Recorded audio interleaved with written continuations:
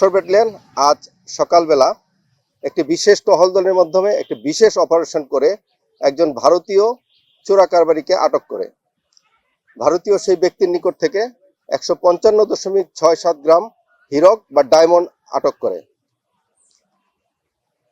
উক্ত ব্যক্তি ঢাকা হতে ডায়মন্ডগুলো কোনো একজন অজ্ঞাত পরিচয়ের লোক থেকে কালেক্ট করে এবং যশোর বেনাপোল রুট হয়ে কলকাতার কোনো একজন চোরা কারবারির নিকট হস্তান্তর করবে বলে জানায়।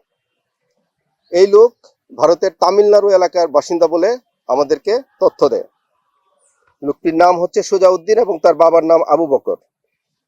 পরবর্তীতে যশোরের জুয়েলারি সমিতি ও ডায়মন্ড ওয়ার্ল্ডের প্রতিনিধির মাধ্যমে আমরা বিভিন্ন প্রকার পরীক্ষার মাধ্যমে প্রাথমিকভাবে অরিজিনাল ডায়মন্ড হিসেবে শনাক্ত করেন।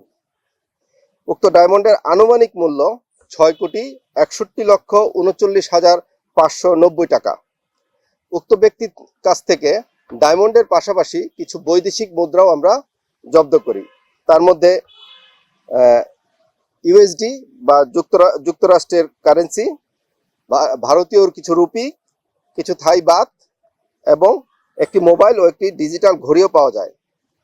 জব্দকৃত মালামাল ও ডায়মন্ডের সর্বমোট সিজার মূল্য গিয়ে দাঁড়ায় ৬,৬২,৬৫,১৬১ টাকা। উক্ত মালামাল এবং সকল জব্দকৃত চোরাকারবারি জিনিসগুলো বর্তমানে পুলিশের মাধ্যমে আটককৃত ভারতীয় নাগরিকের বিরুদ্ধে মামলা দায়ের মাধ্যমে তাকে যশোর কোতোয়ালি মডেল থানায় হস্তান্তর এবং ডায়মন্ড, ডলার, রুপি এবং থাইবাতের যশোর ট্রেজারিতে জমাকরণ প্রক্রিয়া চলমান রয়েছে।